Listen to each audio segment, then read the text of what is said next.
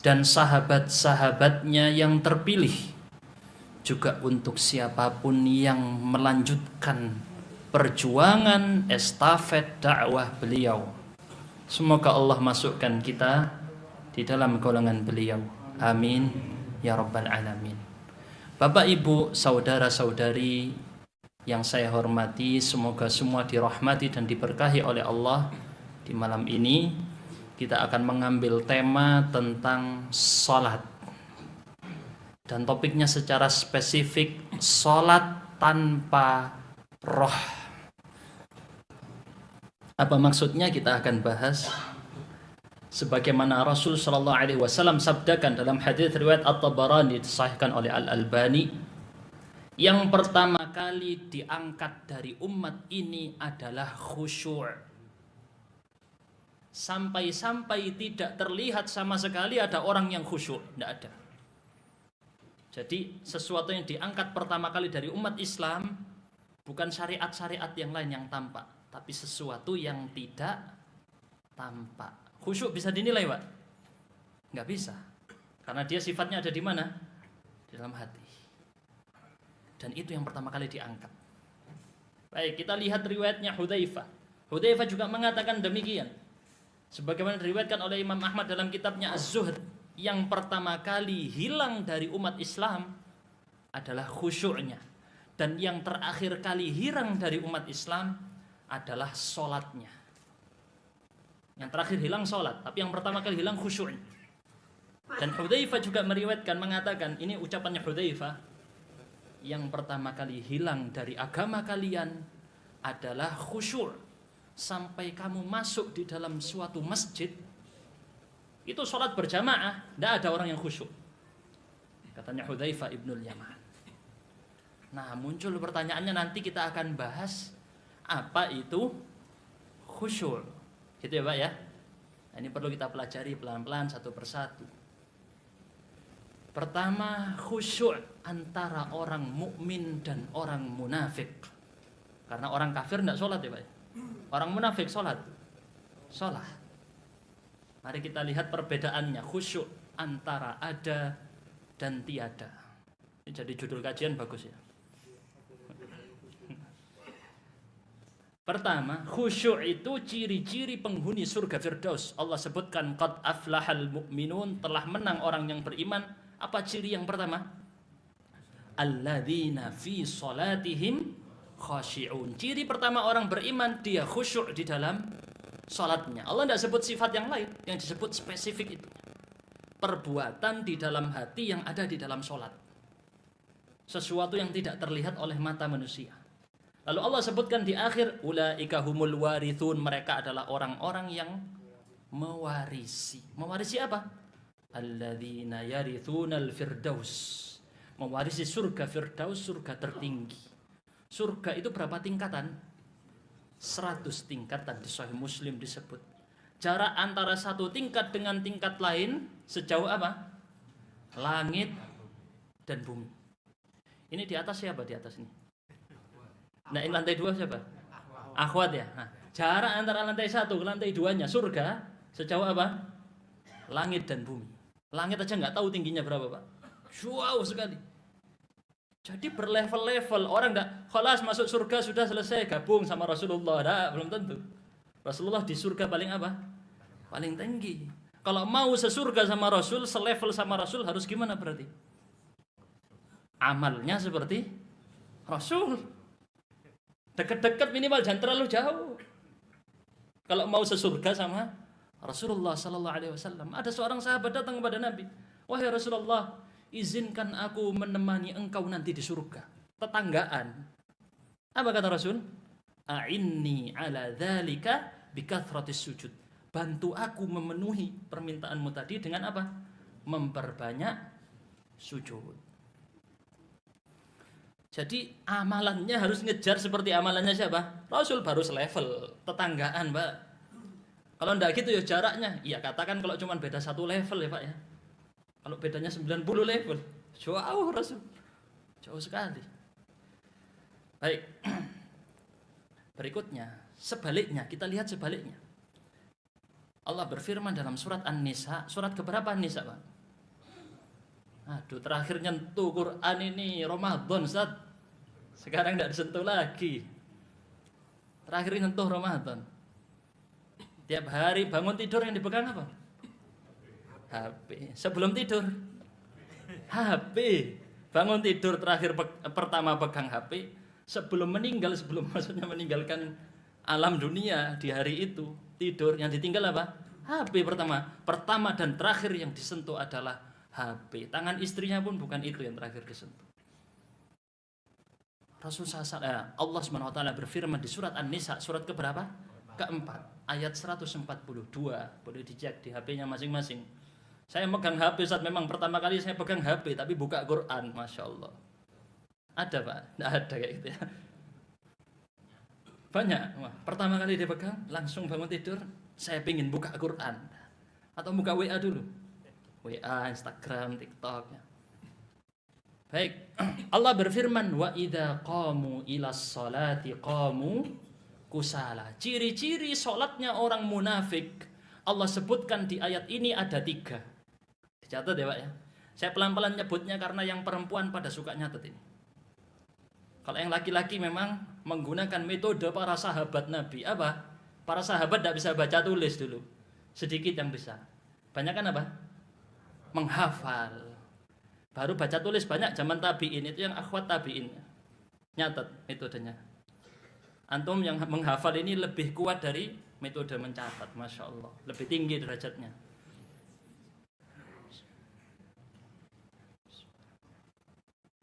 Ada berapa tadi ciri-ciri sholatnya orang munafik? 3. Allah sebutkan di situ. Apabila bangkit menuju sholat, ngapain? Kusala, malas-malasan. 1, malas untuk berangkat sholat. 2, yura'unan nas, berharap untuk dilihat orang lain. Tujuannya bukan untuk Allah. Yang 3, wala yadhkurunallaha illa qalila. Dia tidak mengingat Allah di dalam sholatnya kecuali sedikit. Terus ngapain dari tadi sholatnya itu? Allahu Akbar. Tidak tahu mikir apa, tahu-tahu sudah Assalamualaikum. Loh, sudah selesai. Hilang Pak dalam sholatnya. Terus tujuannya sholat itu ngapain kalau tidak mengingat Allah? Ternyata yang diingat bukan Allah dalam sholatnya. Maka ini ciri-ciri orang munafik, sholatnya tidak mengingat Allah kecuali sedikit. Sudah kontras ya. Tadi kalau versinya penghuni surga Firdaus, khusyuk. Kalau mau versi orang munafik, mikirin dunia, mikirin nanti makan apa, nanti tak atur gini, nanti ini. Oh, kunci yang kemarin hilang di sebelah situ. Keingat. Yang lupa-lupa itu keingat di dalam sholat. Dan ini harus mujahadah Pak. Berjuang kita Pak. Untuk tidak mengingat selain Allah di dalam sholat. Dan itu berat memang. Baik. Di antaranya disebutkan sebagian sahabat, tetapi riwayatnya ada inqita, sanadnya terputus. Bahwa dia mengatakan, aku berlindung kepada Allah dari khusyuknya orang munafik. Ditanya, apa itu khusyuknya orang munafik? Kamu melihat tubuhnya, Masya Allah, kalau sholat, khusyuk luar biasa kelihatannya. Tetapi hatinya tidak khusyuk. Luarnya terlihat, Masya Allah, dalamnya ternyata yang sholat cuman luarnya tapi tidak dalamnya. Sholat cuman tubuhnya tapi rohnya tidak sholat, hatinya tidak sholat. Na'udzubillah min dzalik. Baik, ini sepertinya PR besar ya. Dan ini yang kita alami sehari-hari. Dan saya juga merasakan itu, saya ngerti. Saya juga masih banyak perlu mengoreksi ini, maka saya membahas tema ini. Dahulu Al-Fudail bin Iyad mengatakan, orang-orang salaf dulu benci kalau ada orang gaya ketok luarnya, kelihatan luarnya melebihi apa yang ada di dalam hatinya. Maksudnya pura-pura khusyuk, tak suka. Dan kalau sudah khusyuk Pak, dan ini yang menjadi alasan kenapa orang munafik berat mau sholat, males mau sholat, disebutkan di surat Al-Baqarah, surat kedua ayat 45. Wasta'inu bis sabri wassalah, minta tolonglah kepada Allah dengan 2 hal apa? Sabar dan sholat. Terus Allah sebutkan setelah itu, wa innaha, sesungguhnya dia yang dimaksud apa? bukan sabar. Yang dimaksud sholat. Ada sebagian menafsirkan dua-duanya. Yang dimaksud di sini di ayat ini sholat itu berat kecuali untuk siapa? Orang yang khusyuk. Waduh, udah adzan wis engko ae. Malas tak berangkatin nanti aja. Malas-malesan. Karena dia tidak menikmati sholat tadi. Sedangkan Rasul sallallahu alaihi wasallam mengatakan kepada Bilal, "Wahai Bilal, arihna bis shalah." Istirahatkan kita dengan sholat. Saya ulangi lagi kata-katanya Rasul ya.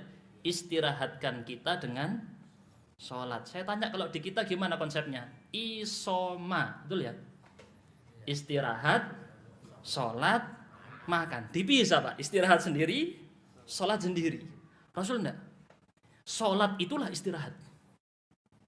Istirahatkan kita dengan sholat. Makanya dalam riwayat Hudzaifah, idza hazabahu amrun shalla. Rasulullah apabila menghadapi suatu masalah langsung pergi kemana?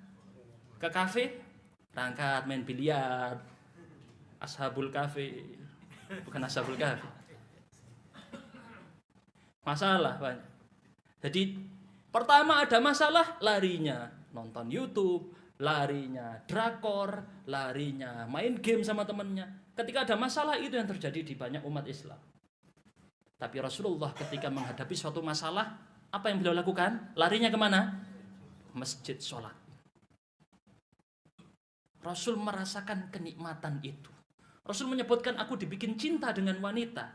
Tetapi yang membuat hatiku tenang, Rasul nggak menyebut wanita. Wa ju'ilat qurratu aini fis sholat. Dijadikan penyejuk hatiku ada di dalam sholat. Nikmat pas sholat itu. Tidak enak kalau tidak sholat. Sampai Rasul menikmati sholat tersebut. Ini saya kasih gambaran Rasul menikmati sholat tersebut. Ini hadis diriwayatkan di dalam Imam Muslim di kitab Sahihnya. Juga ada versinya Musnad Ahmad tambahannya. Suatu saat Rasul sholat tarawih berdua bersama Hudzaifah ibnul Yaman. Ngimami sholat, seret. Awal baca surat Al-Baqarah, Pak. Jangan disangka berhenti halaman pertama ya Pak ya. Al-Baqarah seret, kata Hudzaifah sampai ayat ke-100. Bayangan Hudzaifah habis 100 ini antar lagi apa? Ruku. Nggak ruku lanjut sampai habis Al-Baqarah. Berapa juz Al-Baqarah? Hah? Bayangkan ini musola Al-Hidayah yang ngimami Al-Baqarah dari awal sampai akhir rakaat pertama, Pak. Berhenti tengah-tengah jangan ngamuk-ngamuk. Itu imamnya ganti. Tidak usah ngimami lagi di sini. Buat muskilah. Enggak, memang Rasul saat itu hanya berdua. Rasul tidak melakukan itu untuk publik ramai. Enggak. Jadi Rasulullah sampai Al-Baqarah enggak ruku. Lanjut lagi habis Al-Baqarah baca apa? An-Nisa waktu itu Rasul. Mendahulukan An-Nisa. Habis An-Nisa kata Hudzaifah, ini paling ruku entar lagi ya. Ternyata enggak ruku, lanjut apa? Ali Imran, Al-Baqarah, Ali Imran, An-Nisa. Berapa juz ini Pak? Nah, tadi saya bilang kan Pak, terakhir Quran ini sentuh Ramadan Pak. Itu TikTok di scroll tidak akan khatam Pak. Instagram scroll tidak akan khatam. Ini Quran scroll khatam. Berapa kira-kira? Sekitar 5 juz. Betul ya? 5 juz. Kira-kira butuh berapa hari Pak kalau Ramadan khatamkan 5 juz? Mungkin 5 hari baru selesai. Rasul 1 rakaat. Nikmat. Sampai Ibnu Mas'ud pernah sholat bersama Rasul. Sampai di dalam hatinya ada perasaan, apa tak tinggal ya Rasul ya biar sholat sendiri. Tidak kuat berdiri. Sujudnya Rasul seperti apa? Rukuknya. Luar biasa indah, lama. Makanya diriwayatkan dari para salaf banyak. Fulan, misalnya contoh riwayatnya, saya kok lupa siapa yang nyebut ya. Pokoknya Ibnu Zubair yang sholat. Abdullah bin Zubair. Anaknya Zubair bin Al-Awwam. Kalau sudah sholat seperkan lukanya, dibersihkan lukanya yang sakit sekali. Pas waktu apa? Waktu sholat. Sebagian lagi nggak sadar lagi sholat ada tembok roboh. Tak sadar. Saking menikmati sholatnya tadi. Baik. Tentu kita tidak di level itu ya. Jauh sekali. Kita kembali ke topiknya tadi. Rasul Shallallahu Alaihi Wasallam menikmati sholatnya luar biasa. Sehingga Rasul, saya tadi lupa menyebutkan apa ya, yaitu mengatakan arihna biha ya Bilal, istirahatkan kita dengan sholat wahai Bilal. Kita masuk ke definisi khusyuk itu sendiri apa? Sebenarnya khusyuk itu apa? Allah berfirman di dalam Al-Quran surat Toha ayat 108, wa khasha'atil aswatu lirrahman. Di hari kiamat nanti semua suara akan khusyuk untuk Allah. Apa maksudnya khusyuk? Semua suara akan tunduk, tenang. Tidak ada yang berani bersuara di hadapan Allah di hari kiamat. Berarti maksudnya dari khusyuk apa? Rendah, tunduk, tenang. Itu arti dari khusyuk. Rendah, tunduk, tenang. Ini menggambarkan indahnya khusyuk dalam 4 hal poin. Dan uniknya ini saling bertabrakan. Tuh, kok bisa ya?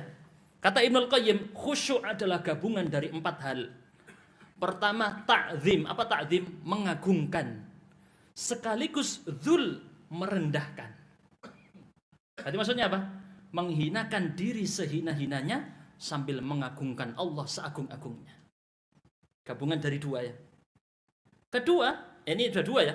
Yang ketiga dan keempat, gabungan antara mahabbah dengan inkisar. Gabungan antara cinta kepada Allah. Karena ada orang mengagungkan orang lain, tapi bukan karena cinta. Karyawan kepada bosnya, belum tentu karena cinta ya. Bisa jadi mengagungkan karena butuh ini fulus. Gaji, kalau tidak ada gaji jelek, ngapain anak takdim sama dia? Ngapain mengagungkan dia?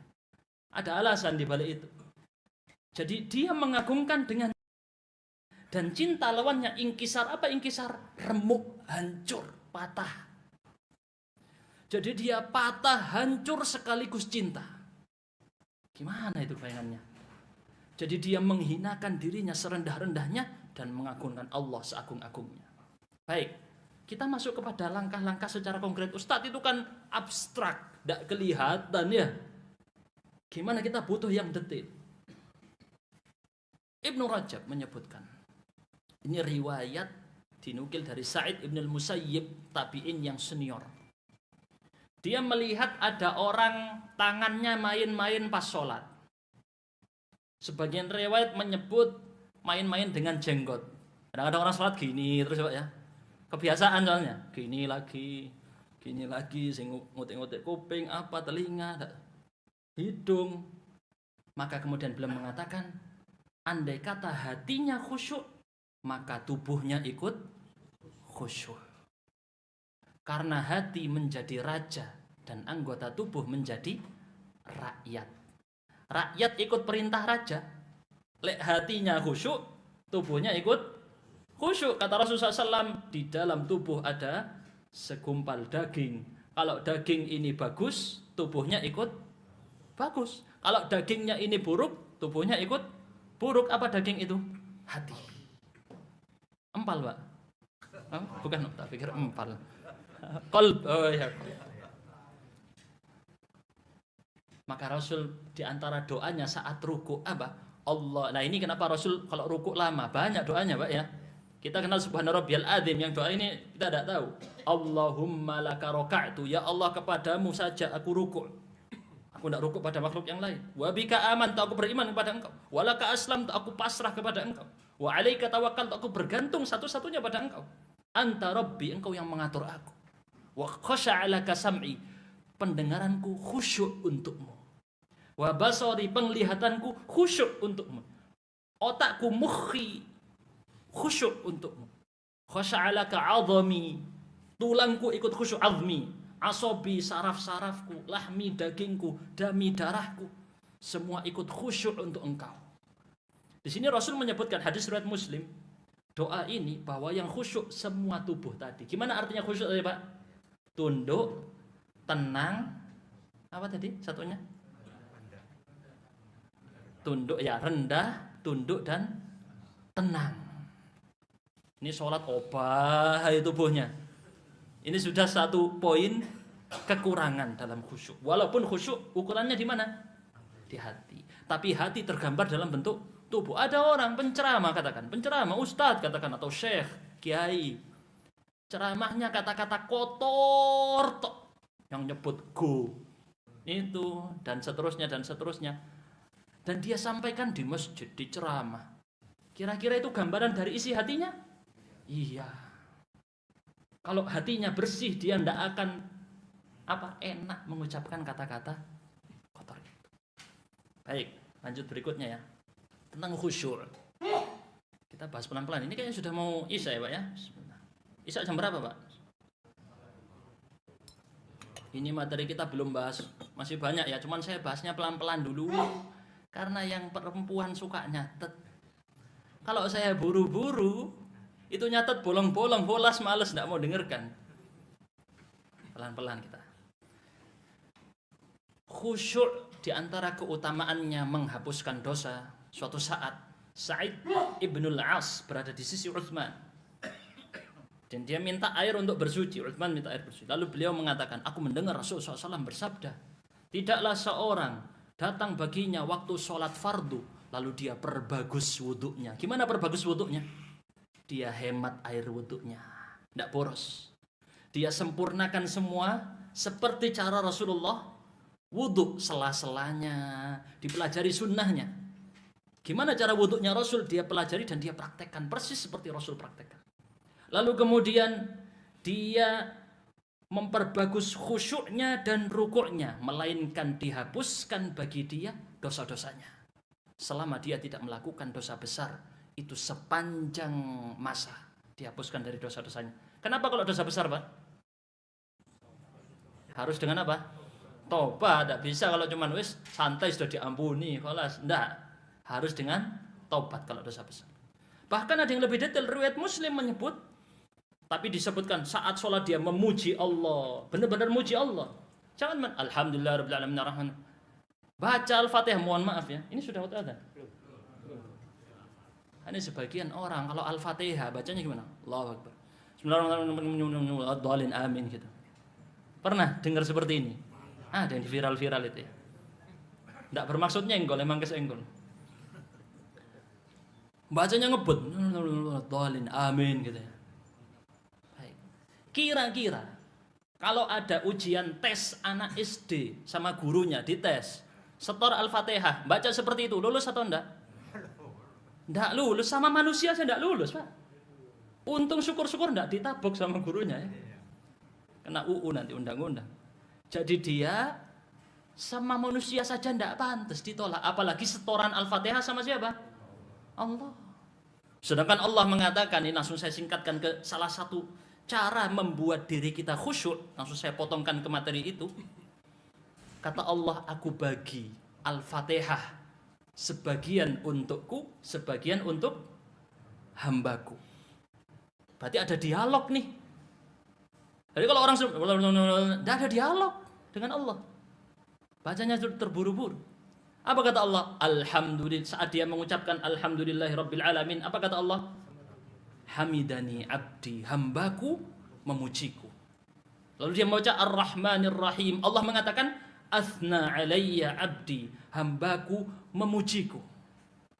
Memuji versi yang lain ada perbedaan dengan detail di bahasa Arab. Kemudian Maliki Yaumiddin, apa? Hambaku mengagungkan aku. Riwayat yang lain, hambaku memasrahkan urusannya padaku. Tak urus semua urusannya, beres.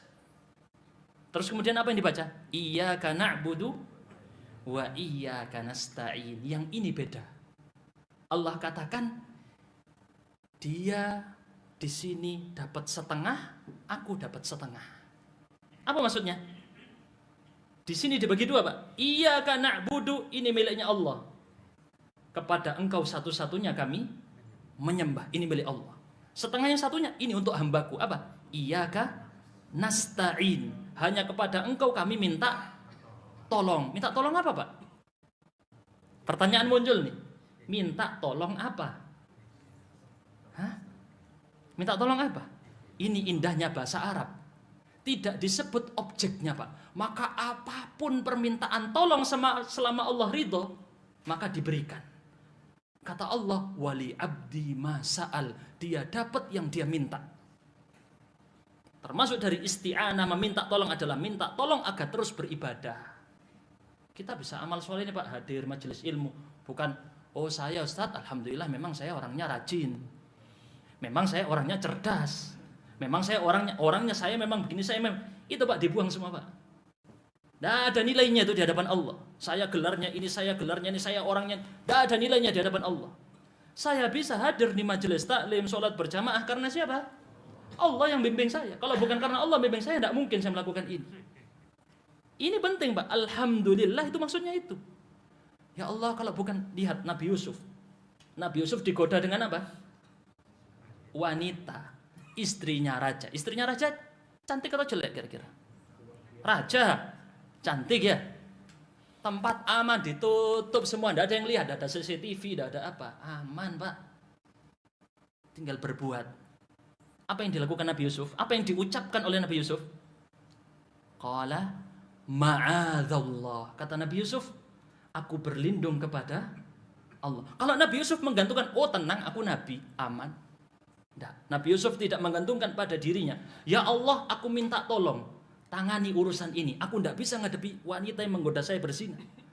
Kalau kata Nabi Yusuf di ayat yang lain, wa illa tasrif anni kaidahunna asbu ilaihinna wa aku minal jahilin. Kalau bukan karena pertolonganmu ya Allah, aku condong pada wanita-wanita ini dan aku melakukan tindakan bodoh. Yakni zina, yakni hal-hal yang maksiat. Jadi Nabi Yusuf selamat dari godaan zina. Kenapa? Allah yang nolong. Kalau Nabi Yusuf bergantung pada kekuatannya sendiri, tidak bisa. Nah, itu kunci dalam menghindari maksiat. Ustaz, saya tidak bisa, saya kecanduan Ustaz. Anda tidak bisa karena bergantung pada diri sendiri. Kalau minta langsung sama Allah, diberesin itu semua. Anda bisa lepas dari kecanduan itu. Baik, kita kembali ke poinnya tadi ya. Kata Rasul sallallahu alaihi wasallam, apabila dia sholat. Oh, tadi ada lanjutannya. Ihdinas siratal mustaqim dan seterusnya sampai akhir ayat. Kata Allah, yang ini milik hambaku semuanya, aku jawab itu. Dipenuhi permintaannya. Aku terima itu. Dikasih hidayah. Dan hidayah adalah rezeki yang khusus. Tidak dimiliki semua orang. Kadang orang dibikin melarat, miskin. Karena dia diberi rezeki yang khusus, ditahan dari rezeki yang umum. Makanya Pak, alhamdulillah dikasih rezeki seret gitu ya. Bisa hadir di majelis taklim. Coba dikasih kaya. Belum tentu hadir. Nongkrong di sana ya. Tempat lain, bukan di sini tempat nongkrongnya. Mohon maaf yang kaya jangan tersinggung ya. Yang miskin itu sudah sering tersinggung. Saya singgung dikit tidak apa-apa. Baik, kembali ke topiknya tadi. Kata Rasul SAW, apabila seseorang sholat, memuji Allah, mengagungkan Allah, dan memang Allah pantas untuk dipuji, lalu dia bersihkan hatinya, kosong hatinya, kecuali isinya adalah tentang Allah, maka dia bersih dari dosanya sebagaimana ibunya melahirkan dia. Bersih kalau dia khusyuk dalam sholatnya. Bahaya tidak khusyuk. Rasul SAW mengatakan dalam hadis riwayat Abu Dawud. Nah ini penting nih hadis ini. Catatan buat semuanya. Kalau andai kata bapak-bapak, ibu-ibu pulang dari majelis ini cuman ingat hadis ini sudah cukup. Yang lain lupa semua enggak apa-apa Pak. Yang ini tidak boleh lupa yang ini ya. Hadis yang ini. Penting sekali diingat. Apa hadisnya? Ini rangkuman dari semuanya. Kata Rasul SAW, sesungguhnya seseorang, saya langsung terjemahkan aja Pak ya, biar waktunya singkat.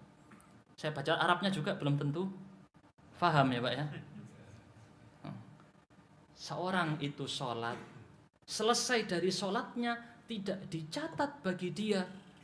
Ini sholat bareng, imamnya sama, waktunya sama, gerakannya sama, tapi pahalanya sama? Enggak. Karena gerakan tubuh itu tadi beda dengan gerakan hatinya. Bisa jadi dia tidak dapat apa-apa dari sholatnya. Kata Rasul, bisa jadi cuma dicatat berapa? 1/10. Oh yang khusyuk cuma bacaan Al-Fatihah rakaat pertama. Habis itu kholas, hilang semua akalnya. Tahu-tahu sudah salam, tahu-tahu salam. Assalamualaikum. Kayak tahu play, tahu-tahu udah habis, selesai. Allahu Akbar, tahu-tahu sudah Assalamualaikum. Loh, dari tadi ngapain? Assalamualaikum. Yang dicatat adalah apa? Masa saat dia khusyuk. Maka kalau dirumuskan dalam kaidah, pahala sholat sesuai dengan kadar kehadiran hatinya. Saya ulangi lagi ya kata-katanya. Banyak perempuan suka nyatet nih, makanya pelan-pelan ya. Pahala sholat sesuai dengan kadar kehadiran hatinya. Hadir hatinya cuman katakan 1 menit kurang, yaitu yang dihitung. Bahaya ya, bahaya sekali. Makanya saya bilang cukup ini saja yang diingat, yang lain lupakan semua materinya. Insya Allah masih manfaat. Hadis riwayat Abu Daud dihasankan Al-Albani. Maka kata Hasan ibn Atiyah, seorang tabi'i, muridnya Abu Umamah Al-Bahili radhiyallahu anhum jami'an. Beliau mengatakan, bisa jadi ada 2 orang bareng, sholatnya sama bareng, tetapi beda pahalanya sejauh apa? Langit dan bumi, beda. Padahal jejer Pak, ilmunya beda, prakteknya beda, isi hatinya beda. Walaupun sholatnya sama. Baik ya Pak ya. Rasulullah SAW sampai mengatakan, jadi ini belum isya tuh Pak.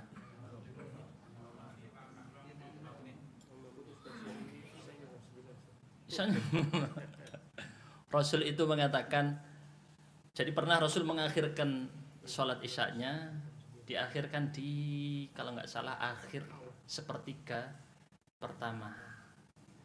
Dan beliau mengatakan, andai kata ini tidak memberatkan umat, maka ini sebenarnya waktu sholat isya. Kalau kayak gitu Pak, banyak yang nggak sholat isya Pak ya. Wes masih suwe, isyanya nanti jam 10 tidur semua kelewat. Di dalam riwayat Al-Baihaqi, suatu saat Rasul, ini riwayatnya sahih, Al-Baihaqi mensahihkan, ngobrol, sahabat ngobrol. Pas disebut tentang masalah pencurian, Rasul lihat cara dakwahnya Rasul, ngobrol atau memasukkan dakwah pada topik yang dibahas. Ini yang lagi rame apa nih yang lagi viral ya, misalnya gitu ya. Lalu dia bahas di topik itu, karena itu yang cocok untuk masyarakatnya. Lagi yang ramai dibahas tentang pencurian, maka Rasul langsung masuk di pembicaraan itu. Menurut kalian pencurian apa yang paling besar dosanya? Paling parah dosanya? Kira-kira pencurian apa Pak? Karena bahas sholat langsung sebut sholat, dipotong ini ceritanya Pak. Kata sahabat, karena orang yang mencuri punya saudaranya sendiri, dulure dewe. Saudaranya sendiri, katakan HP-nya dicuri, punya saudaranya sendiri. Moro-moro diambil LPG-nya hilang, dijual untuk nutupi judol. Bener ini, saya tidak bohong. Ada moro-moro hilang LPG, hilang rice cooker, hilang ini dijual untuk nutupi judol. Ceritanya tadi saya bicara Pak. Nah, maka Rasul mengatakan ada yang lebih parah dari itu secara makna gitu. Yang paling parah pencuriannya adalah orang yang mencuri di dalam sholatnya. Ditanya, para sahabat bertanya, apa maksudnya mencuri dalam sholat? Kata Rasul, la yutimmu ruku'aha wala sujudaha wala khusyu'aha. Tidak menyempurnakan rukuknya, tidak pula sujudnya, tidak pula khusyuknya. Sholat itu kayak balapan, kejar-kejaran, imam makmum. Allahu Akbar, Allah. Tahu ya Pak ya? Kejar-kejaran.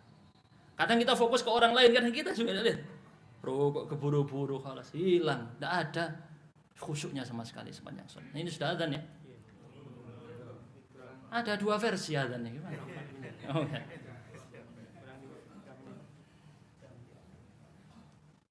Sampai Rasul sallallahu alaihi wasallam mengatakan, hadis riwayat Ahmad dihasankan oleh Al-Albani, Allah tidak melihat kepada sholatnya seseorang yang tidak menegakkan tulang punggungnya saat rukuk dan sujud.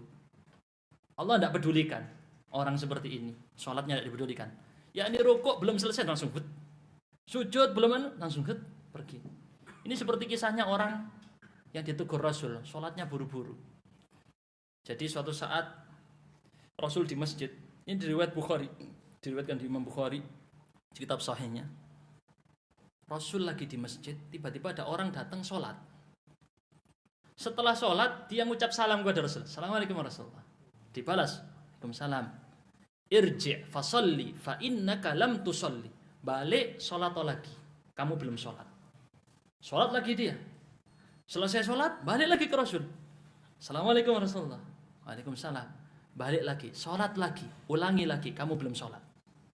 Dia sholat lagi yang ketiga, salam lagi masih ya. Luar biasa, tulus hatinya.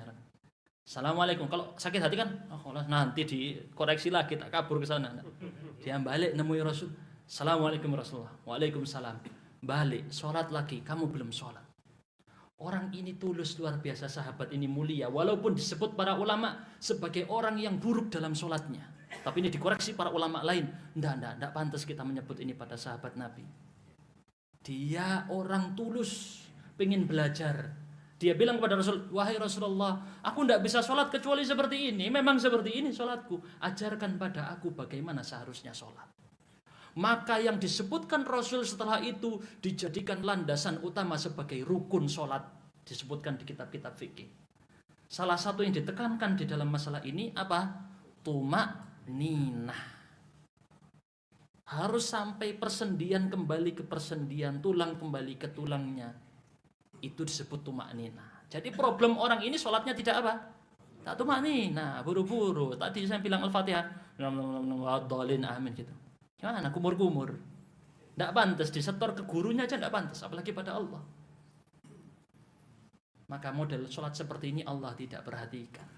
Ibnul Qayyim memberikan contoh gambaran. Ini sudah kan ya? Biasanya Ustadz ceramah itu di situ ada timernya gitu di depan.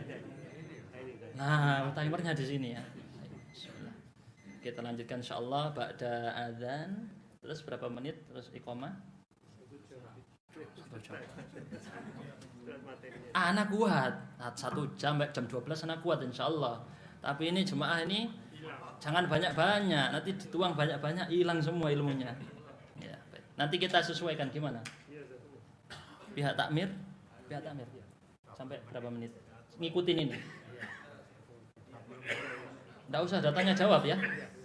Saya nggak suka tanya jawab. Nah, mau nanya nanti ya. Banyak pertanyaan netizen belum dijawab ini. Kenapa? Ikutin habis materi ya Pak. Materinya sekitar 70 halaman atau 60 halaman. Ini baru halaman berapa ini ya? Saya cek.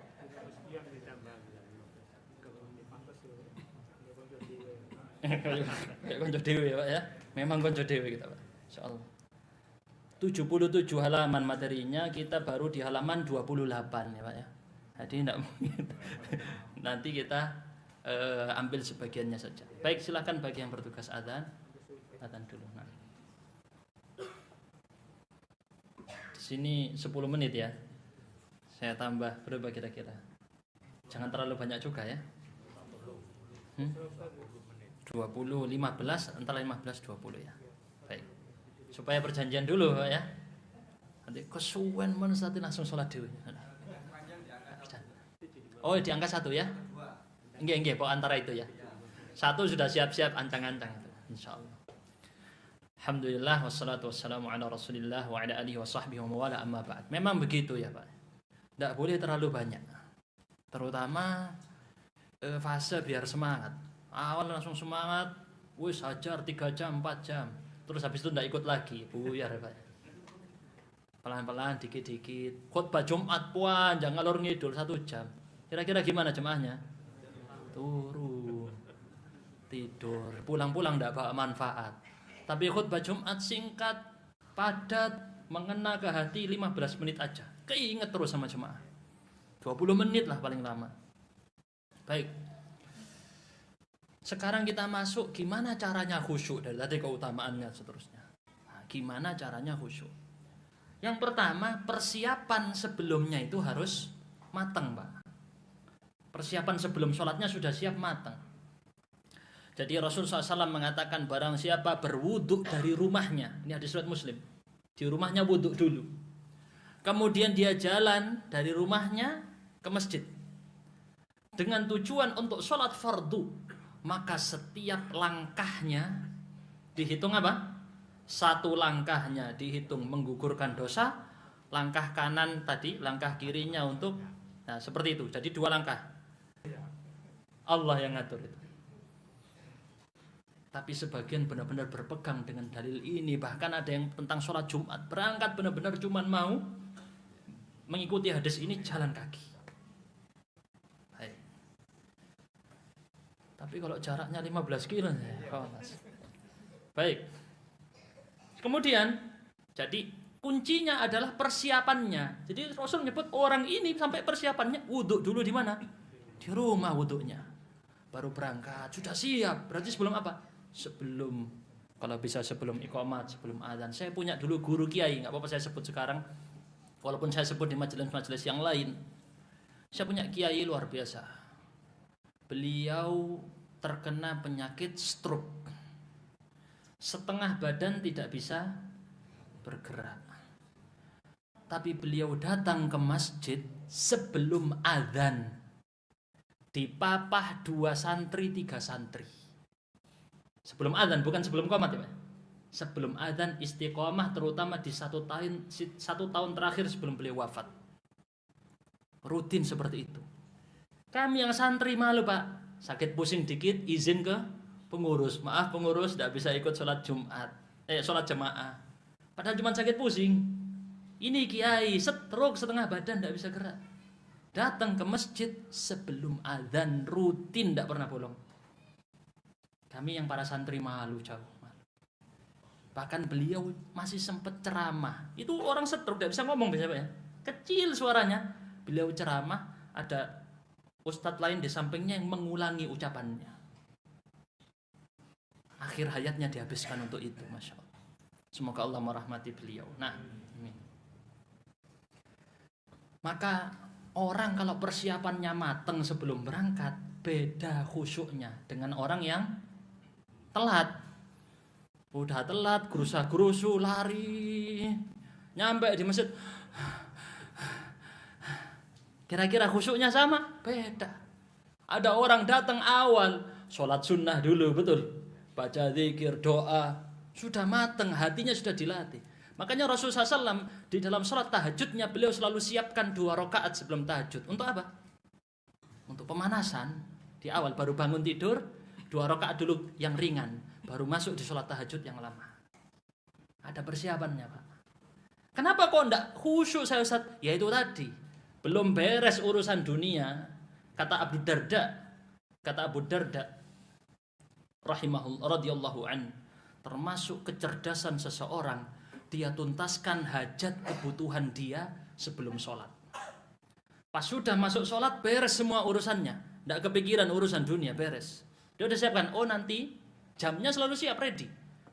Jam 11 semua urusan dunia tak selesaikan dulu. Nanti setelah itu saya siap-siap, yang mandikah, yang apakah, untuk persiapan sholat. Bagi dia pertemuan dengan Allah lebih besar daripada pertemuan dengan makhluk. Jadi poinnya ini tadi ya. Sampai Rasul mengatakan apabila telah dilaksanakan sholat, maka kalian jangan datang ke sholat tadi dengan gerakan apa? Lari.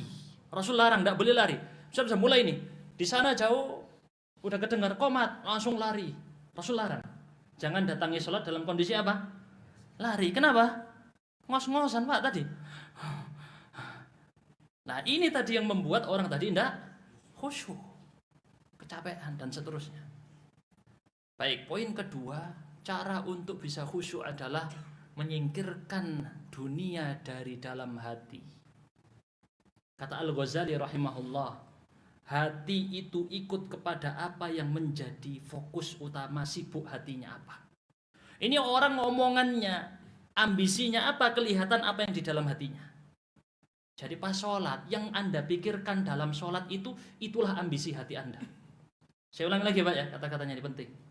Pas sholat, sing dibayangkan dalam sholat itu, itulah ambisi hati Anda. Mikiri entar lagi utang yang itu, nanti uang yang ini. Nah pas sholat itu dipikiri, kerjaan ini nanti tak tukar sama itu, iya nanti dipikiri itu. Entar lagi masa ini, habis itu masa ini, nanti anak tak bawa ke situ. Dipikiri di waktu sholat. Berarti itu kesibukan hati kita dan ambisi hati kita. Ini kata Imam Al-Ghazali di kitab Ihya Ulumuddin. Makanya Rasul mengatakan, kalau orang kebelet BAB, BAK, disuruh apa? Udah kebelet, iqomat, terus gimana? Ke toilet dulu apa masjid dulu? ke toilet dulu, dituntaskan dulu, baru kemudian sholat. Lebih baik dia di toilet mikiri sholat daripada dalam sholat mikiri toilet. Benar ya? Sama juga makanan, kata Rasul. Tidak sempurna orang sholat kalau ada hidangan makanan. Lebih baik dia makan mikiri sholat daripada dunia. Nggak cuman makanan, nggak cuman toilet. Maka dituntaskan semua beres sebelum dia masuk di dalam sholat. Jelas ya Pak ya? Baik. Sekarang masuk kepada poin yang ketiga. Ada seorang pemuda datang atau laki-laki datang. Wahai Rasulullah, ajarkan aku sesuatu kata-kata. Ajarkan aku kata-kata. Kata-kata hari ini gitu ya. Kata-kata hari ini. Ajarkan aku kata-kata yang ringkas. Tidak usah panjang-panjang, pendek aja. Kata Rasul, kalau kamu melakukan sholat, sholatlah seolah-olah itu sholatmu yang terakhir. Sholat perpisahan. Seperti orang, ini tidak apa-apa ya, tadi saya sudah sepakati 7:15 tadi, angka 1 betul ya? Angka 1, 2. Kasihan yang berdiri biar selesai. Anak agak sungkan ada Ustadz Kabir, Ustadzuna ya. Takut dari canggung ya menyampaikan sesuatu. Baik, kata orang ini, saya minta kata-kata ringkas padat. Rasul mengatakan apa? Kalau kamu sholat, sholatlah seperti sholat orang yang mau berpisah dari dunia. Bayangkan ketika Anda tiba-tiba sebagai seorang narapidana dihukum hukuman mati. Pak, sebentar lagi 10 menit lagi hukuman mati dilaksanakan. Apa permintaan terakhir? Sholat dulu paling. Sholat seperti itulah yang dimaksud. Sholat seperti apa itu yang Anda lakukan sebelum Anda dihukum mati? Rasulullah SAW mengatakan, ya kata-kata yang lain diantaranya, jangan berharap dengan apa yang di tangan manusia, maka kamu menjadi orang yang paling kaya. Tapi kalau kamu ngemis pada manusia, kamu jadi orang yang hina. Gambaran maknanya sebaliknya seperti itu. Baik, yang keempat berarti sekarang ya. Keempat Pak. Menghadirkan bacaan makna sholat saat sholat. Karena seseorang dihitung pahalanya sesuai kadar hatinya hadir tadi ya. Yang kita bacakan dialog antara Allah dengan hambanya sudah kita sebutkan tadi ya. Baik, saya langsung skip berikutnya karena sudah kita bacakan. Kemudian poin yang keberapa sekarang Pak? 5. Saat dia sholat, dia bayangkan seolah-olah memang berada di hadapan Allah. Berat ini Pak, karena tidak kelihatan. Betul ya? Kelihatan tidak Allah? Tidak. Tapi nanti di akhirat kelihatan? Iya. Allah jadikan nikmat tertinggi di surga adalah nikmat apa? Melihat wajah Allah, bertemu dengan Allah. Nikmat tertinggi di surga. Saat dia melihat wajah Allah, lupa semua nikmat surga. Itu nikmat tertinggi ya Pak ya? Sebagaimana Allah menjadikan nikmat tertinggi di dunia adalah mengingatnya. Pas beribadah itu tadi Rasul menyebut itu satu-satu yang membuat hatiku tenang nyaman. Karena memang nanti kita akan melihat sosok yang selama ini kita ibadahi. Kita sujud depan tidak ada apa-apa Pak. Ada di depan kita. Tapi bayangkan seolah-olah Anda sedang sujud di depannya Allah langsung yang nanti akan Anda lihat di hari kiamat. Itu yang membuat orang akan menjadi lebih khusyuk. Ini aku berdiri di depan Allah. Dan ini bahasa yang disebutkan di hadis Jibril gimana? Apa itu ihsan? Anta'budallah ka'annaka tarah. Kamu menyembah Allah seolah-olah kamu melihat Allah. Dipasangkan pas sholat seolah-olah Allah ada di depan kan. Sampai Allah menurunkan ayat tadi, qad aflahal mu'minun alladzina hum fi salatihim khashi'un. Itu ayat turun gara-gara para sahabat sebagiannya pas sholat hadap kemana? Ke langit, ke atas. Ditegur sama Allah dengan ayat ini. Khashi'un artinya menundukkan pandangan ke bawah, ke tempat sholat. Dan dibikin pas posisinya di bawah itu tadi agar kita lebih mudah membayangkan bahwa di depan kita ada siapa? Allah. Ditundukkan pandangan sehingga kita yang di depan ini gak kelihatan. Kita membayangkan di depan kita ada Allah, tetapi tidak boleh membayangkan Allah sebagai makhluk. Tetapi kalau kamu tidak bisa membayangkan di depanmu ada Allah, apa kata Rasulullah SAW? Yakinlah Allah melihatmu.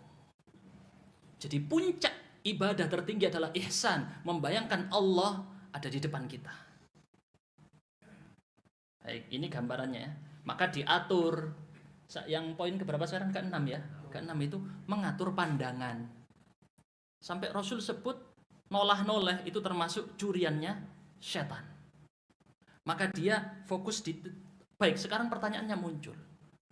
Ke arah mana kita melihat saat sholat? Kemana arah kita saat sholat? Ibnu Sirin menyebut di tempat sujud. Riwayatnya Ibnu Sirin menyebut di tempat sujud. Baik, apakah di semua gerakan? Kapan enggak? Di saat ruku ini khilaf. Saat ruku hadap kemana? Karena Rasul saat ruku posisi punggungnya dengan kepalanya sejajar. Sedangkan kalau dia melihat ke tempat sujud sejajar atau enggak? Enggak. Jadi ada perselisihan ulama tentang ini. Yang ada riwayatnya riwayat Ibnu Zubair kalau nggak salah. Nanti mau dikoreksi Ustadzuna. Jadi saat tasyahud melihat kemana? Ke jari. Terus pertanyaan muncul, pas sujud lihat kemana Pak? Kan tadi suruh lihat ke tempat sujud, tapi pas sujud lihat kemana? Itu poin yang tadi kita sebut. Kita tidak lihat kemana-mana. Dan kita ketika lagi sujud membayangkan memang kita sujud di depan siapa? Allah, seolah-olah Allah ada di depan kita. Seperti di hari kiamat kita semua disuruh sujud di hadapan Allah. Semuanya sujud di hadapan Allah. Dan yang nggak bisa sujud orang yang nggak biasa sujud. Ini orang jarang sujud pada Allah. Nanti kita sujud di depan Allah. Dan itu yang Anda bayangkan pas sujud. Seolah-olah ini saya di depan saya, sekarang Allah. Makanya Anda nggak lihat ke depan, sujud nggak lihat gini. Sujudnya gini. Nggak kelihatan di depan kita. Supaya kita bisa membayangkan bahwa Allah ada di depan kita. Itu rahasianya kenapa diarahkan pandangan sujud ke sini, ke sini, ke sini. Baik, berikutnya apa ini? Ini sudah ya tadi ya. Nah ini ada rincian-rincian saya nggak sebut karena khawatir waktunya nggak cukup, saya langsung lompat-lompati. Rasul sampai menyingkirkan pemandangan yang mengganggu konsentrasi. Pernah Rasul sholat di depannya ada apa? Kain banyak coraknya Pak. Mohon maaf yang pakai batik, bukan menyinggung batik. Enggak, saya juga biasa pakai batik. Corak-corak. Tapi Rasul minta itu disingkirkan yang banyak coraknya. Khawatir apa? Mengganggu konsentrasi. Lihat depannya mau merek sarung jajar Pak. Sing duduk, sing berdiri, sing apa? Mohon maaf. Ini dulu, sekarang sudah jarang. Mau nama-nama pemain bola dipajang, merek apa? Ini membuat orang tidak konsentrasi. Sekali dia kebayang itu, langsung kebayang yang lain Pak. Akhirnya hilang, buyar konsentrasi. Maka Rasul minta disingkirkan. Sesuatu yang membuat dia lalai. Berikutnya, poin keberapa ini Pak?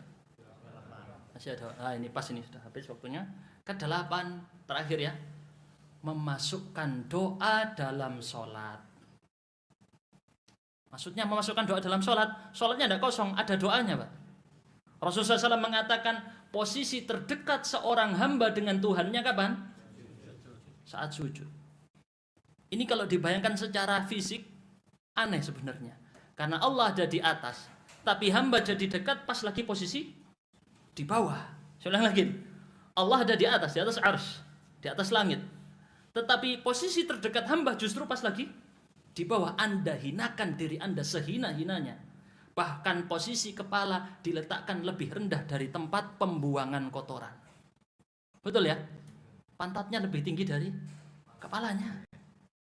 Bahkan kepala Anda bertemu dengan kaki orang di depan.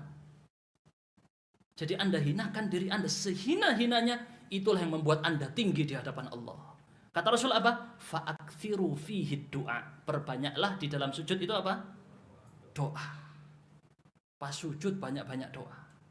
Karena Allah berfirman, wasjud waqtarib. Sujudlah dan mendekatlah pada Allah. Jadi sujud proses pendekatan pada Allah. Dan di dalam situ kita banyak berdoa. Tambah doa ini, doa itu ditambah di dalam sujud. Tapi rukuk tidak bisa. Hanya riwayat-riwayat yang tepat. Baik, ini mungkin yang bisa saya sampaikan. Semoga memberi manfaat buat kita semuanya, menjadi lebih khusyuk sholatnya, agar yang sholat tidak hanya fisiknya tapi juga batin dan hatinya, rohnya juga sholat. Subhanakallahumma bihamdika asyhadu an la ilaha illa anta astaghfiruka wa atubu ilaik. Sebentar lagi adalah waktunya praktek. Barusan sudah teorinya, mari kita praktekkan. Assalamualaikum warahmatullahi wabarakatuh.